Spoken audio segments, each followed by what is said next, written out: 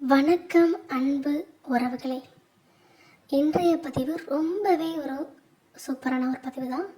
இந்த ஆடி மாதம் வர கிருத்திகை விரதம் எப்படி இருக்கணும், இந்த விரதத்தை இருந்தால் நமக்கு என்ன நடக்கும், என்ன பலன் அப்படிங்கிறத முழுசாக பார்க்க போகிறீங்க. நாளைக்கு நமக்கு ஞாயிற்றுக்கிழமை கிருத்திகை விரதம் வருது. ரொம்பவே விசேஷமான ஒன்றுங்க. இந்த விரதத்தை நான் சொல்கிற முறையில் நீங்கள் இருந்தீங்கன்னா உங்களுடைய பண கஷ்டம், உங்களுடைய உங்கள் வீட்டில் ஒரு சுபகாரிய தடை இப்படி எதுவாக இருந்தாலும் சரிங்க, உங்கள் தோசை இருந்தாலும் சரி, இந்த ஒரு கிருத்திகை விரதம் நீங்கள் இருக்கிறதுனால உங்களுக்கு அவ்வளோ பலன் கிடைக்க போகுது.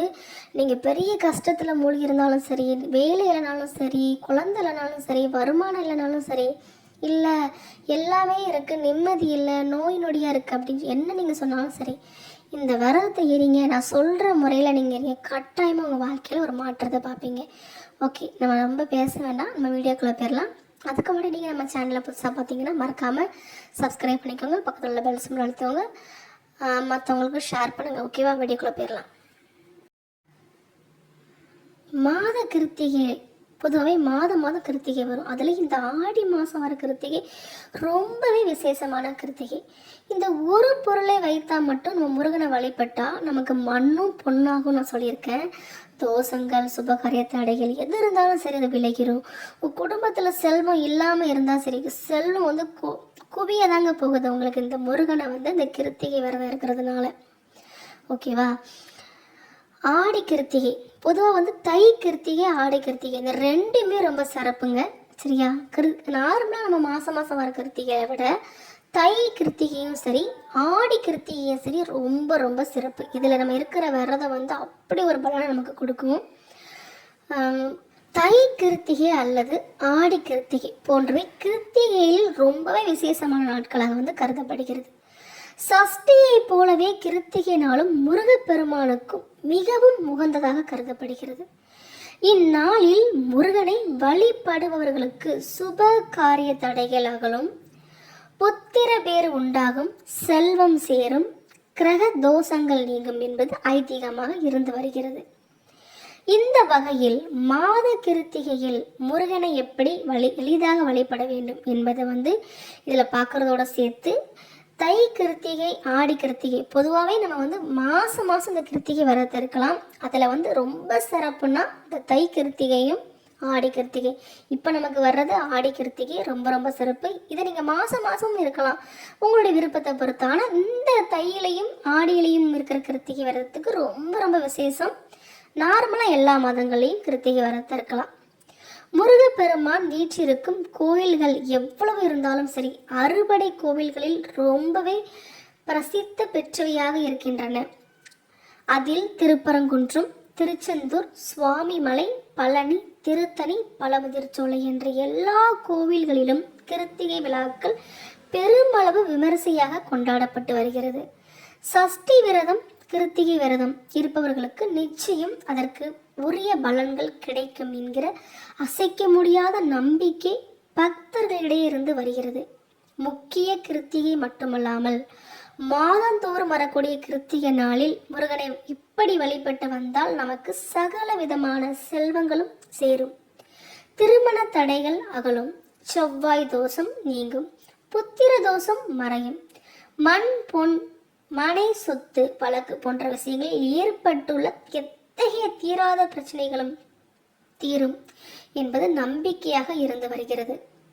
கணவன் மனைவிக்குள் இருக்கும் பிரச்சனைகள் நீங்கி ஒருவரை ஒருவர் புரிந்து கொண்டு அந்யோன்யமாக வாழ்வதற்கு கிருத்திகை விரதத்தை மேற்கொள்வது உண்டு. வாழ்வில் மகிழ்ச்சி கிடைக்க கிருத்திகை விரதம் கண்டிப்பாக மேற்கொள்வது நலன் தரும். கிருத்திகை அன்று காலையில் எழுந்து முழு நேர விரதம் மேற்கொள்ள வேண்டும்.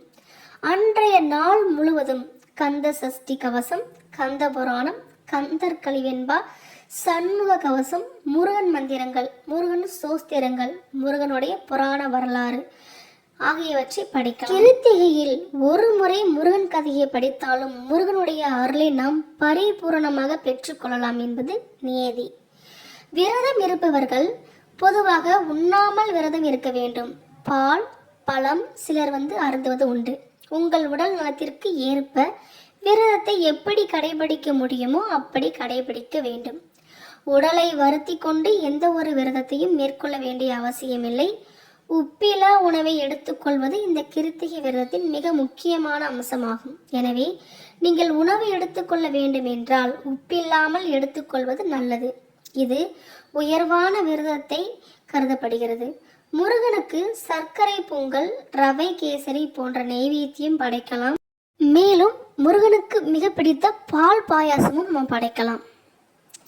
செவ்வரளி மலர், செம்பருத்தி, செண்பகம், ரோஜா போன்ற சிவப்பு நிற மலர்களை கொண்டு முருகனை அலங்கரிப்பது விசேஷமானது.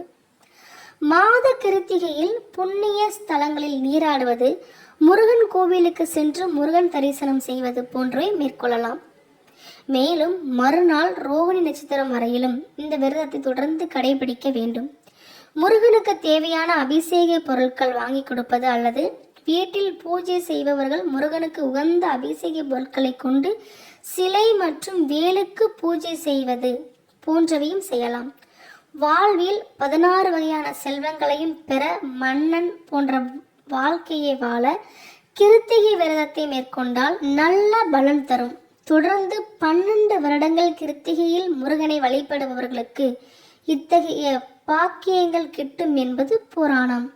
எனவே இத்தகைய மாத கிருத்திகையில் முருகனை வழிபட்டு அனைவரும் பலன் பெறுவோம். இதில் கிருத்திகை விரதம் இருக்கிறதுனால எல்லாமே உங்களுக்கு கிடைக்குங்க. இதுதான் அதுதான் இல்லை, குழந்தை இல்லையா, குழந்தம், கணவன் மனைவிக்கு பிரச்சனையா, அதுவும் சரியாகும். கடன் இருக்கா, அதுவும் சரியாகும். பணம் வரலையா, அதுவும் வரும். எல்லாமே உங்களுக்கு கிடைக்க போகுது. நீங்கள் ஒரு ராஜா மாதிரி, ஒரு அரசனுக்கு கிடைக்க வேண்டிய அனைத்துமே உங்களுக்கு கிடைக்கும் அப்படிங்கிறது இந்த வீடியோவில் நீங்கள் பார்த்துருப்பீங்க. கட்டாயமாக அனைவருமே இந்த கிருத்திகை விரதத்தை இருங்க. நானும் எப்பவுமே இருப்பேன், நீங்களும் இருங்க. என்ன மாதிரி நீங்களும் பலன் தரணும் நான் கடவுளை வேண்டிக்கிறேன். இந்த வீடியோ பார்க்குறது மட்டும் இல்லாமல் எல்லாத்துக்காண்டி நானும் முருகன்கிட்ட வேண்டிக்கிறேன். இந்த கிருத்திகை விரதம் இருக்கிறவங்க எல்லாத்துக்கும் பலனை கொடு, அவங்களுடைய வேண்டுதலை நிறைவேற்றி வை. இடம் உங்களுக்கு முடியாமல் இருக்க அந்த இடம் கிடைக்கட்டும், எல்லாத்துக்கும் வீடு கிடைக்கட்டும் அப்படின்னு நான் வேண்டிக்கிடுறேன். ஏன்னா எங்களுக்கும் அந்த ஆசைகள் இருக்குது. எல்லாருக்குமே சொந்த வீடு போகணுங்கிற ஆசை இருக்கும். அதுக்காண்டி விரதம் இருக்கவங்க தாராளமாக இருக்கலாம். குழந்தை வேணும்னு விரதம் இருக்கலாம், நிரந்தர வேலைக்கு இருக்கலாம், கணவன் மனைவி கருத்து வேறுபாடாக இருக்கலாம். அனைத்து பிரச்சனையும் உங்களுக்கு ஒவ்வொரு பிரச்சனை இருந்தாலும் சரி, அந்த பிரச்சனைக்கு நினச்சி நீங்கள் விரதம் தெரியுங்க, கட்டாயம் பலன் உண்டு.